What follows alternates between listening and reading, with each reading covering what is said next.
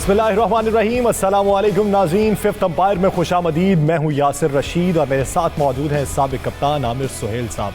नाज़रीन, आज सुपर 12 के ग्रुप 1 के मैचेस थे, 2 मैचेस थे। आज जो एक मैच था ऑस्ट्रेलिया और बांग्लादेश का, वो ऑस्ट्रेलिया ने जीता और बांग्लादेश के मुकाबले में बड़े मार्जिन से फतह हासिल की और यूं ऑस्ट्रेलिया ने अपना रन रेट बेहतर कर लिया है और बांग्लादेश को इस टूर्नामेंट में क्लीन स्वीप किया। बांग्लादेश अपने 5 मैचेस में ही शिकस्त से दो चार हुआ।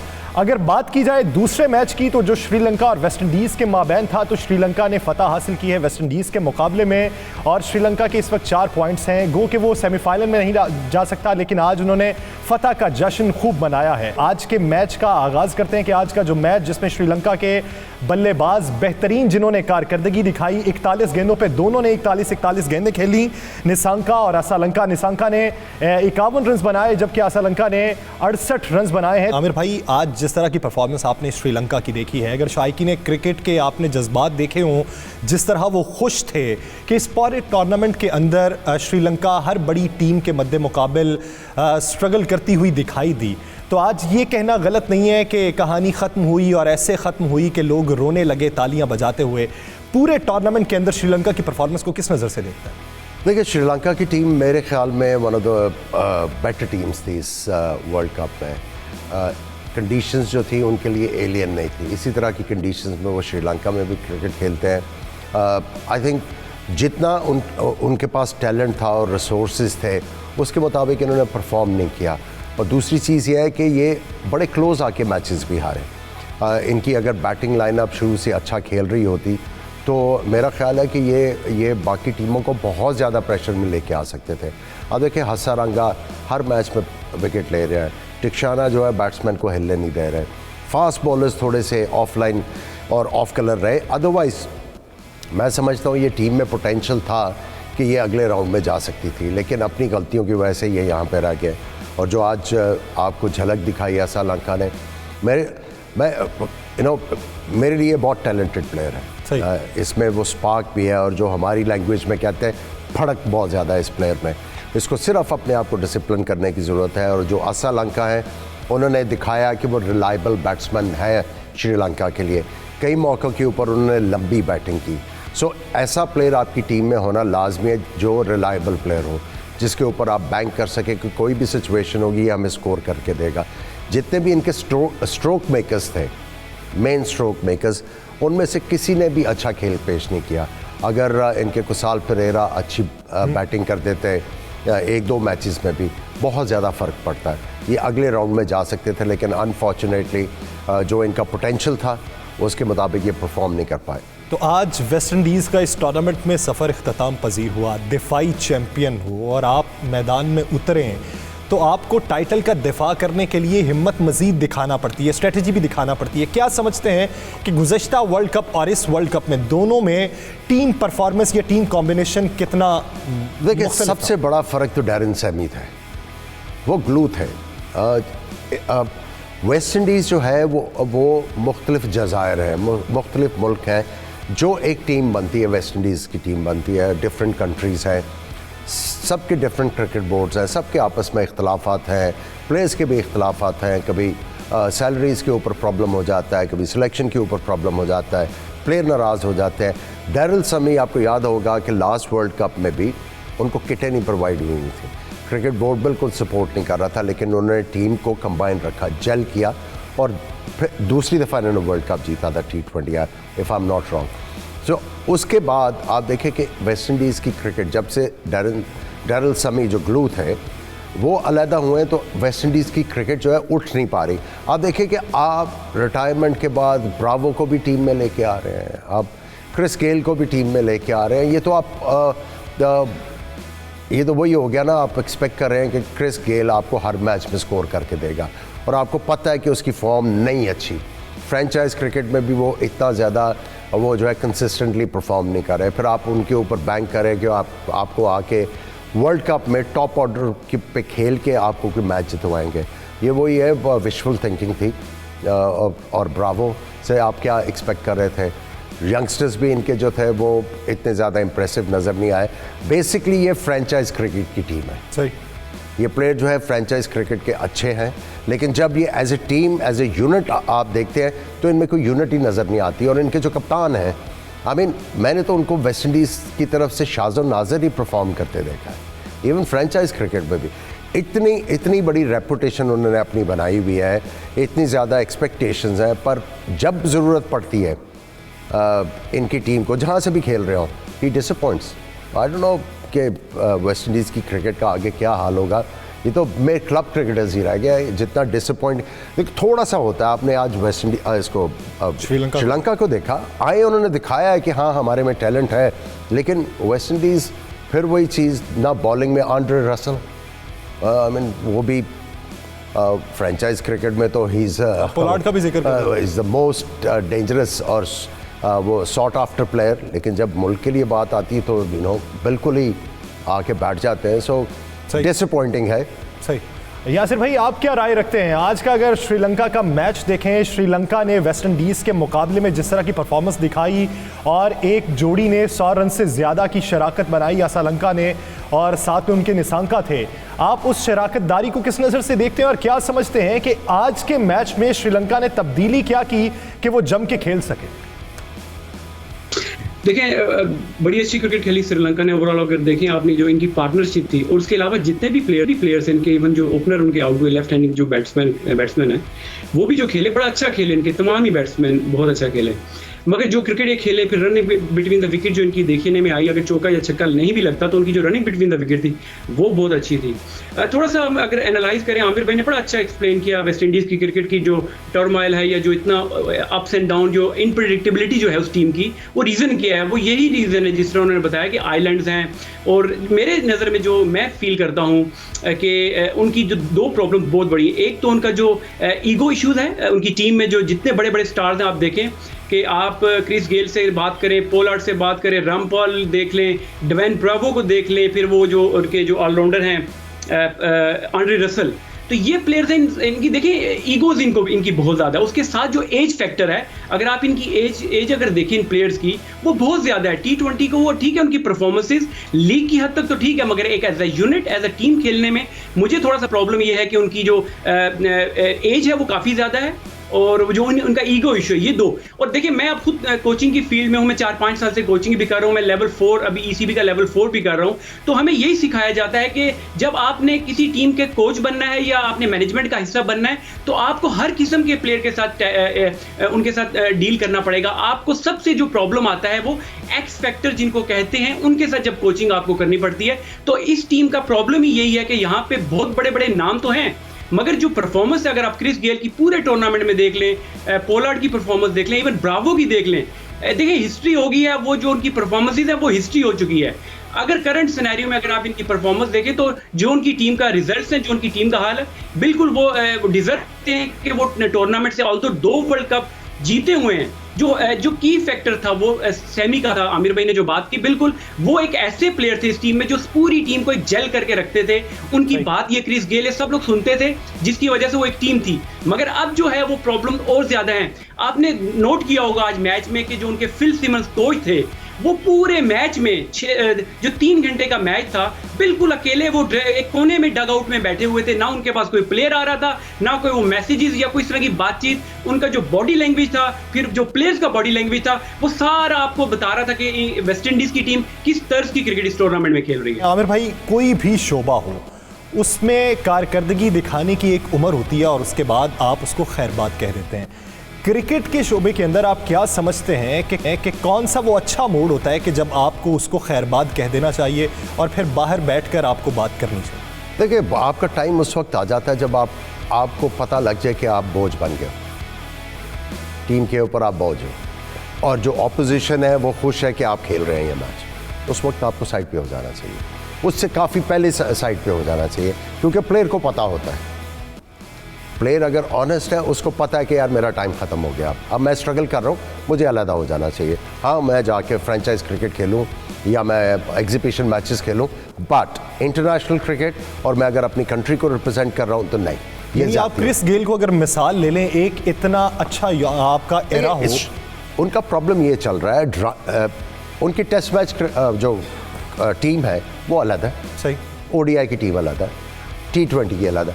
आप देखिए 3 डिफरेंट किस्म की थिंकिंग है और आपस में कोई इनकी कोऑर्डिनेशन नहीं है। आई मीन आप रवि रामपाल को खिला रहे हैं, वो पता नहीं कितना अरसा टीम से बाहर रहे हैं, उनकी ना पेस है ना वो स्विंग कर रहे हैं, किस वजह से आप उनको लेके आए टीम में? इनसे बेहतर तो जेसन होल्डर है और जो इनके बॉलर जो बॉल कर रहे हैं वो काफ़ी, कीमार रूच है, वो इनसे काफ़ी ज़्यादा बेहतर बॉलर है। पर इनकी क्रिकेट की समझ नहीं आ रही है किधर जा रहे हैं, क्योंकि 3 डिफरेंट किस्म की जो थिंकिंग है वो कर रही हैं और साफ नज़र आ रहा है कि ये सियासत बहुत ज़्यादा उधर हो रही है।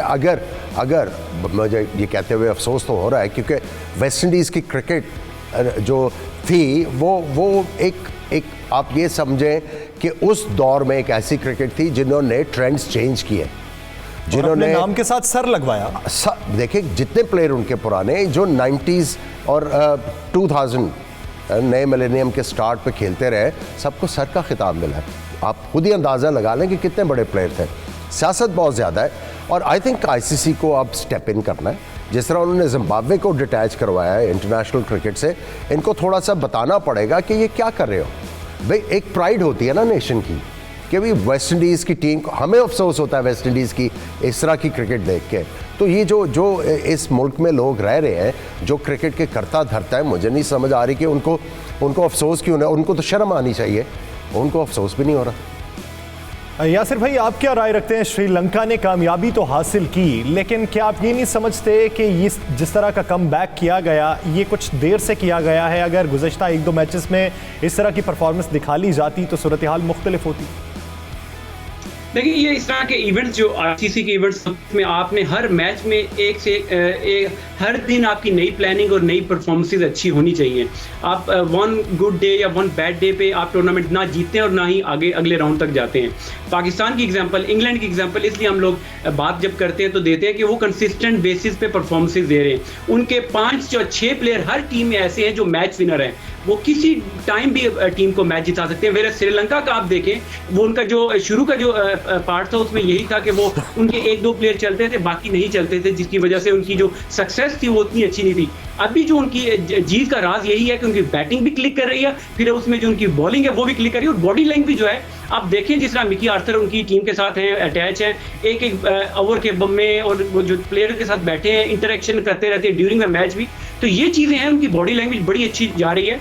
तो आपके जब तक 5 से 6 प्लेयर आपके T20 में परफॉर्म नहीं करेंगे तो आप इतने बड़े इवेंट में और अच्छी टीमों के खिलाफ जीतना आपके लिए मुश्किल होता है। आमिर भाई, बैटिंग तो बेहतर हो रही है उनकी, फील्डिंग के शोबे में क्या समझते हैं कि क्या तब्दीली की जरूरत है? देखिए फील्डिंग आपको इम्प्रूव करनी है।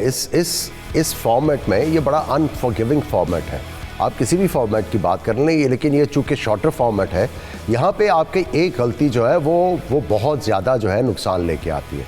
आप इमेजिन करें कि एक प्लेयर का आप कैच छोड़ते हैं और वो 100 कर जाए, तो आपसे तो मैच ले गया ना। सोच लें, प्रेशर में खेल रहे थे, LBW आउट का रिव्यू लिया गया, वो नॉट आउट निकले, उसके बाद वो खेलना शुरू हो गए। सो एक गलती जो है वो आपको कॉस्ट करती है इसमें। सो फील्डिंग अगले जो मैचेस आ रहे हैं इस ICC टूर्नामेंट के, फील्डिंग बहुत इंपॉर्टेंट होगी।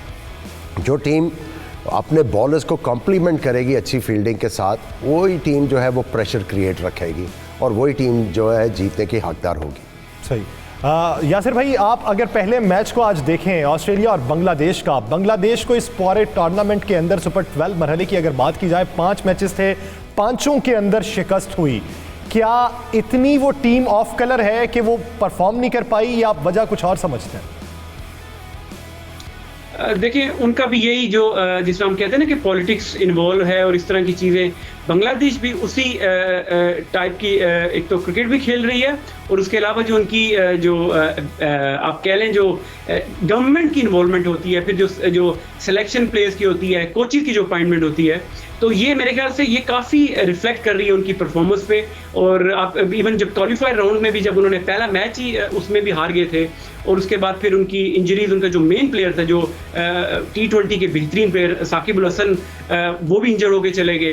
तो ओवरऑल अगर आप देखें, इस टीम का भी यही प्रॉब्लम है कि आप अगर ख्वाह इनकी बॉलिंग देख लें, बॉलिंग में भी कोई इस तरह की एक्स्ट्रा कोई किसी के पास कोई एक्स्ट्रा कोई मिस्ट्री बॉलर नहीं है या कोई express pace. Mustafizur Rahman patches में अच्छी बॉलिंग करते हैं, मगर उनको भी इस पूरे टूर्नामेंट में उनकी बड़ी हाइप क्रिएट हुई थी। T20 फॉर्मेट में लीग में वो खेलते हैं, मगर जब वो नेशनल टीम के लिए इस वर्ल्ड कप में आए उनकी परफॉर्मेंस वो भी फेड आउट हो गई। अपनी उनकी जो परफॉर्मेंस थी बिल्कुल भी आपको मारती थी। फिर अगर आप उनके बैट्समैनों की बात करें, मुशफिकुर रहमान रहीम जो उनके एक्स कप्तान थे, उनकी अपनी परफॉर्मेंस अच्छी नहीं है। महमूदुल्लाह ने ऑन एंड ऑफ आपको परफॉर्मेंसेस करके दी, वो कप्तान है। तो आपकी जो जिन पे रिलाई कर रहे थे कि जो हमें इनको मैचेस जिताएंगे, उन लोगों ने खुद परफॉर्मेंस नहीं की। फिर उनकी फील्डिंग का स्टैंडर्ड भी अगर आप देख लें, बड़े इजी कैचेस उन्होंने क्रूशियल स्टेज पे छोड़े, जिसकी वजह से वो मैचेस हारते भी गए। और ओवरऑल उनका भी अगर आप बात देखें, अगर आज का भी जो मैच खेला, जो पीछे भी मैच, उनका भी बॉडी लैंग्वेज को इतना अच्छा लग नहीं रहा था, विनिंग टीम लग नहीं रही। बांग्लादेश की बॉडी लैंग्वेज पे पूरे टूर्नामेंट पर एक नज़र डालेंगे नाज़रीन, लेकिन यहाँ पे लेनी हमें एक शॉट, कहीं नहीं जाइएगा, स्टे विद अस।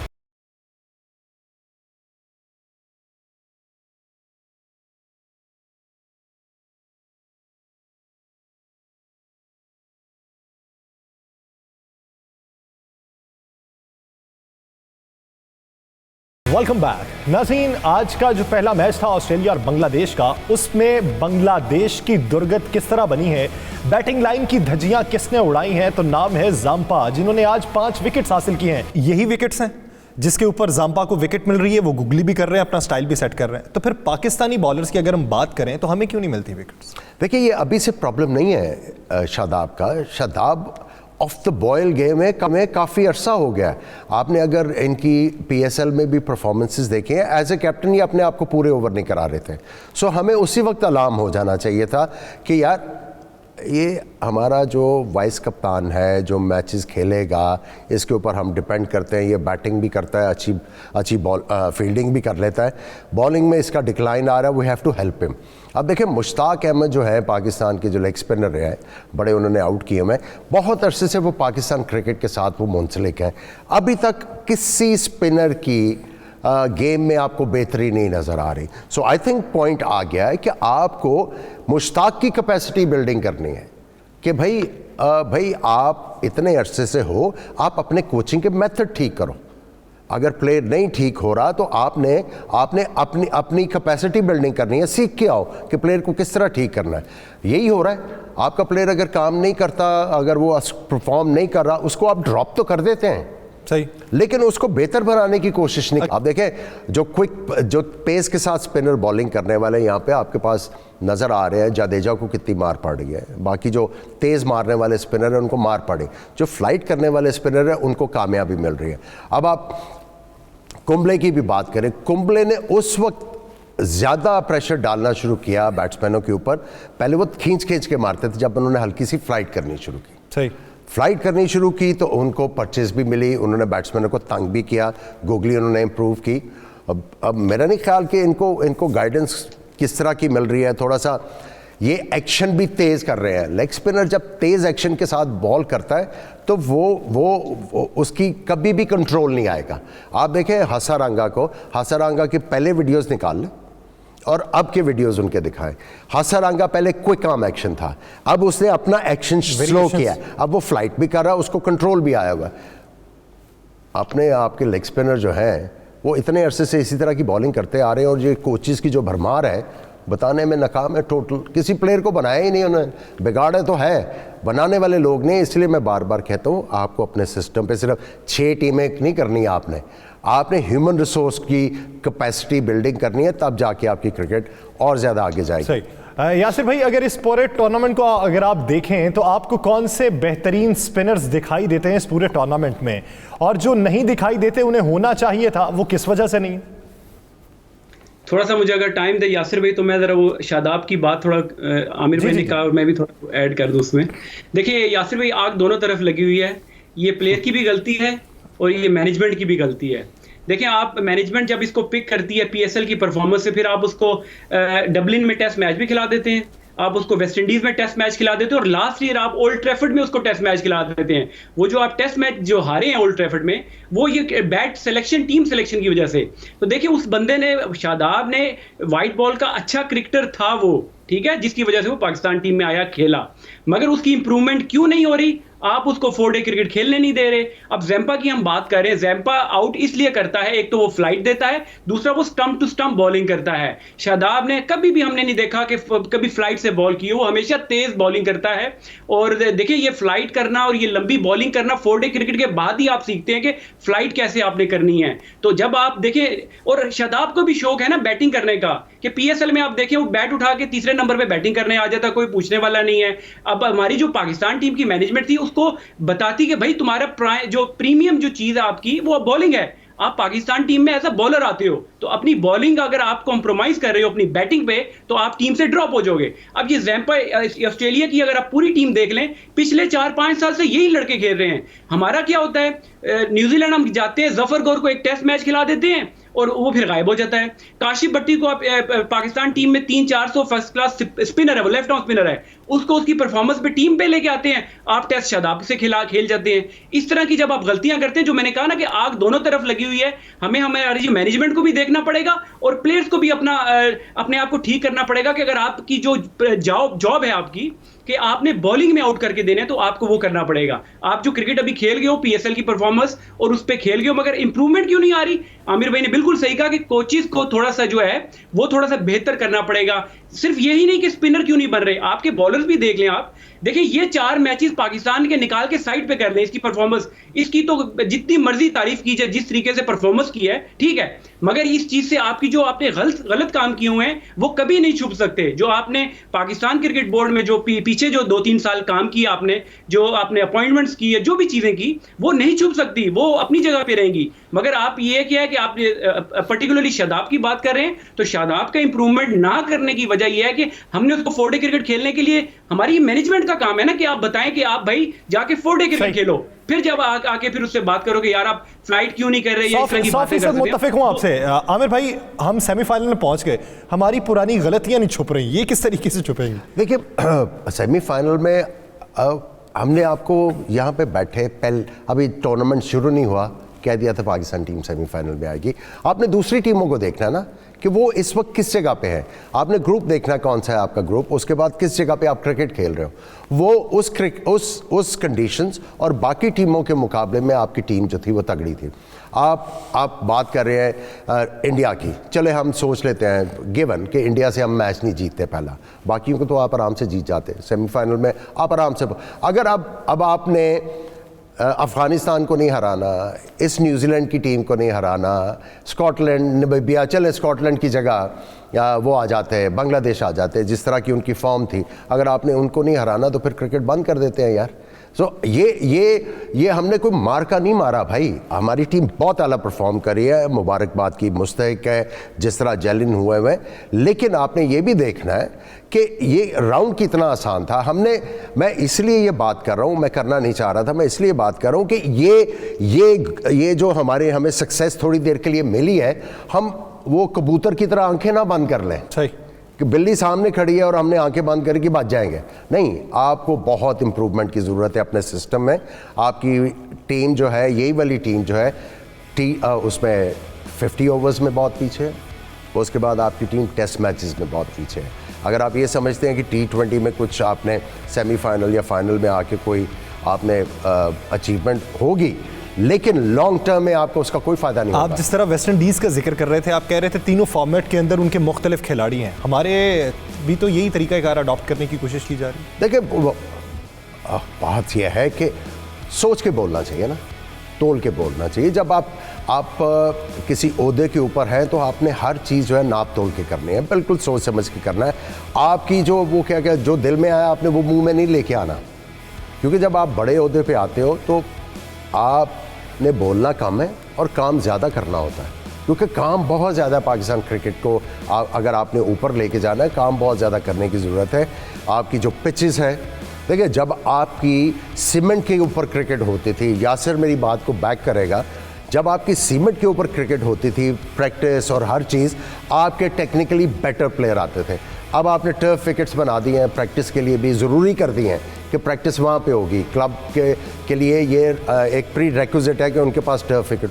और भाई टर्फ विकेट की मेंटेनेंस के ऊपर इतना पैसा लगता है, आप कदाफी से स्टेडियम की तो पिच ठीक नहीं कर सके, तो आप क्लब से एक्सपेक्ट करोगे कि वो आपकी वो प्रैक्टिस पिच ठीक करेगा। जब प्रैक्टिस वाली पिच ही टूटी होगी, कौन सा बॉलर बनेगा, कौन सा बैट्समैन बनेगा? भाई वापस आ जाओ सीमेंट के ऊपर, आपकी फिर क्रिकेट ठीक हो जाएगी। सही। यासिर भाई, अब आप ये देखें कि ऑस्ट्रेलिया ने जितने बड़े मार्जिन से आज बांग्लादेश को शिकस्त दी है, उधर साउथ अफ्रीका का मुकाबला इंग्लैंड के साथ है, तो चांसेस कम ही दिखाई देते हैं कि उनका मार्जिन ज़रा ऊपर आएगा। अगर तो हमारा मुकाबला आगे चल के ऑस्ट्रेलिया के साथ पड़ जाता है, तो आप क्या समझते हैं स्ट्रेटजी किस तरह की होनी चाहिए हमारी? देखिए बिल्कुल, हाँ, ऑस्ट्रेलिया, आपने बिल्कुल सही कहा कि ऑस्ट्रेलिया की जो चांसेस हैं वो ज़्यादा इसलिए हैं कि उनका जो मैच है वो वेस्ट इंडीज़ के साथ है, जो जितनी बुरी क्रिकेट वो खेल रहे हैं तो उनका लग नहीं रहा, मगर on a good day you never know, मगर बहुत बुरी क्रिकेट खेले हैं तो ऑस्ट्रेलिया ही लग रहा है कि हमें सेमीफाइनल में इंशाल्लाह उनसे सेमीफाइनल होगा। स्ट्रेटजी की अगर आप बात करते हैं तो देखिए जिस तरीके से ऑलरेडी पाकिस्तान टीम खेल रही है, बेहतरीन क्रिकेट खेल रही है, उन्होंने बल्कि अपने आप को टेस्ट भी कर लिया। ये लास्ट मैच में खुद पहले बैटिंग करके, हालांकि पहले 10 ओवर अगर आप देखें बड़ा स्ट्रगल किया हमारे ओपनर्स ने, 60 या 65 रन थे 10 ओवर में, तो हम लोग ये कह रहे थे कि मुश्किल होगा बड़ा स्कोर लगाना, मगर विकेट्स इन हैंड थी और फिर आपके पास मिडल में एक्सपीरियंस और जिसकी वजह से हफीज़ ने आगे बीच में बड़ी अच्छी बैटिंग की और फिर रिजवान ने बाद में अच्छी बैटिंग की। तो आपकी जो स्ट्रेटजी आई थिंक जो उन्होंने प्लान किया हुआ है वो यही होगा कि आप ऑस्ट्रेलिया हमेशा से पेस को अच्छा खेलती है, ऑब्वियसली शाहीन शाह अफरीदी नए बॉल से डेफिनेटली चांस लेंगे आउट करने का, मगर आपके ज़्यादा जो 3 स्पिनर आपके पास मौजूद हैं, आपकी स्ट्रेटजी यही होगी कि ज़्यादा से ज़्यादा स्पिनर ऑपरेट करें उस मैच में, और जितने बॉल पे से पेस कम से कम हो, स्लोअर बॉल होते हैं जिस तरह डिफरेंट किस्म की डिलीवरीज होती हैं, उसका ज़्यादा होगा बजाय कि पेस, क्योंकि ऑस्ट्रेलियन हमें सबको पता है कि वो पेस को अच्छा खेलते हैं। तो स्ट्रेटजी मेरा ख्याल यही होगी कि ज़्यादा से ज़्यादा 20 ओवर में एटलीस्ट 10 से 12 ओवर जो हों वो स्पिनर से कराए जाएं।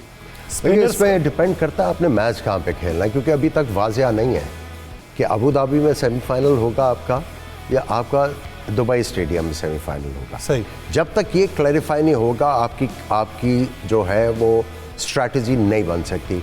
अगर आप अबू धाबी में खेलते हैं तो ऑस्ट्रेलिया फेवरेट होगी, अभी से आपको बहुत मेहनत करनी पड़ेगी। ठीक। अगर आप दुबई में खेलते हैं फिर पाकिस्तान फेवरेट होगी, लेकिन फिर भी मेहनत करनी होगी, क्योंकि ऑस्ट्रेलिया जो है वो आहिस्ता आहिस्ता, आज देखिए उन्होंने गलती की इंग्लैंड के खिलाफ अगार को खिला के, कंडीशंस ने रीड की। आज उन्होंने फास्ट बॉलर जो है वो बैट्समैन ऑलराउंडर जो है वो नंबर 3 मिच मार्श को उन्होंने खिलाया।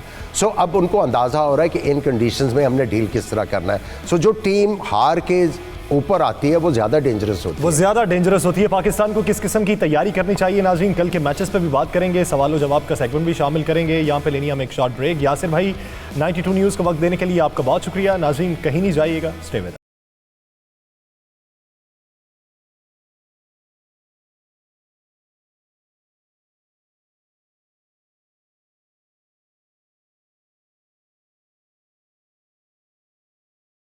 वेलकम बैक नाज़रीन। कल के जो मैचेस हैं, 2 मैचेस ऐसे हैं ग्रुप 2 की 2 टीम्स जो सेमीफाइनल की दौड़ में शामिल हैं, उनके मैचेस हैं, तो वो कितने सनसनीखेज होंगे, इसी से बात का आगाज़ करते हैं, फिर सवाल जवाब के सेगमेंट की तरफ बढ़ेंगे।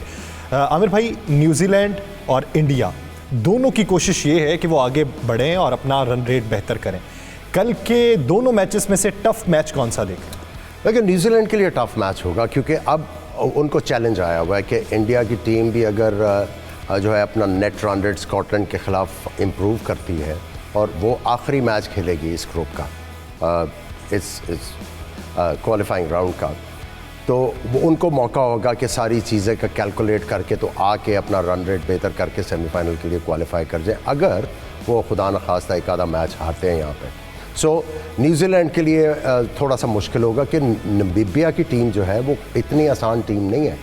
आप अगर सारे टूर्नामेंट को देखें तो बांग्लादेश से ज़्यादा इन्होंने टफ टाइम दिया है स्ट्रॉन्गर ऑपोजिशंस को, और इन्होंने जो क्रिकेट खेली है टेक्निकली बेटर क्रिकेट खेली है।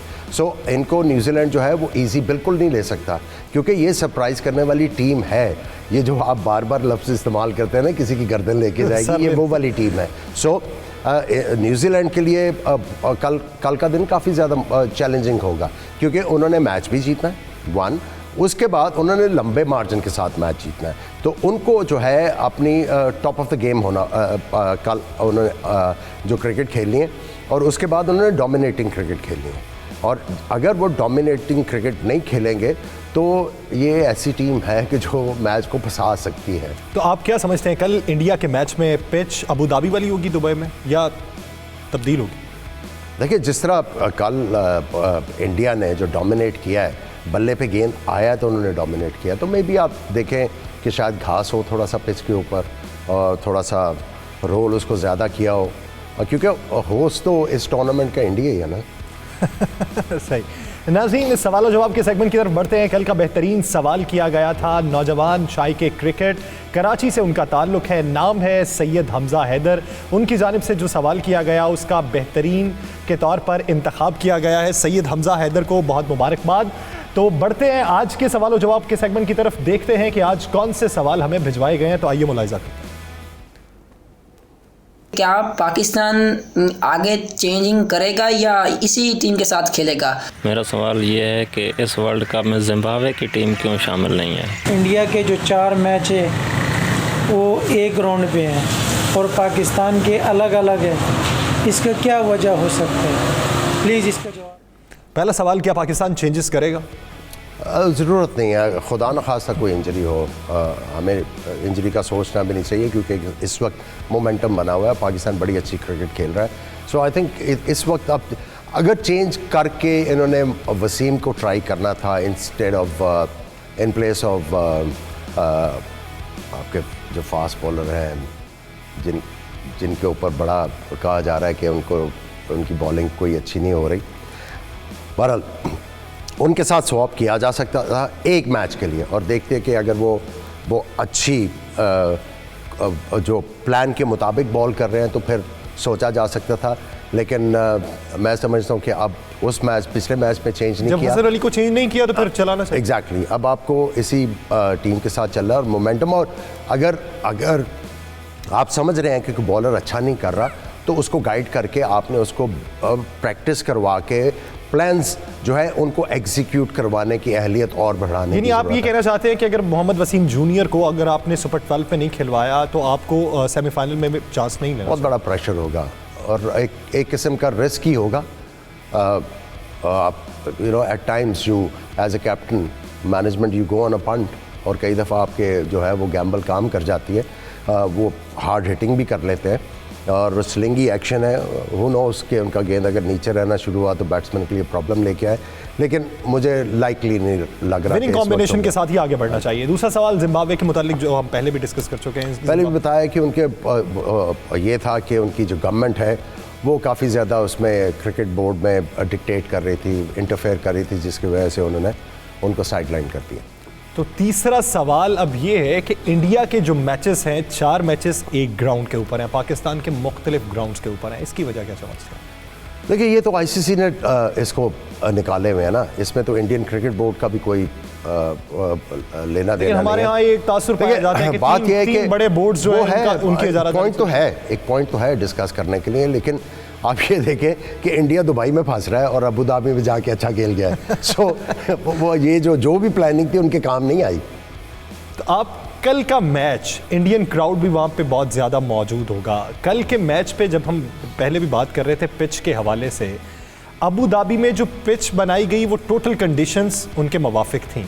अब कल के मैच में अगर ओपनिंग फिर से इंडिया करता है तो क्या आप उतना बड़ा टोटल देखिए? अब यहाँ पे ये है, 2 सूरतें हैं ना, एक तो ये इसी तरह की विकेट के ऊपर आएंगे, और दूसरा आपने ये देखा सिनारियो ये देखा हुआ स्कॉटलैंड का कि वो स्पिनर्स के ऊपर टोटली जो है वो आउट ऑफ बेथ है, उनको समझ नहीं आ रही थी अगेंस्ट अफगानिस्तान। हालांकि गेंद इतना ज़्यादा कोई टेंशन या कोई ऐसी चीज़ नहीं हुई, वो मुजीब के जो वो कटर्स थे उनके ऊपर वो फंस गए।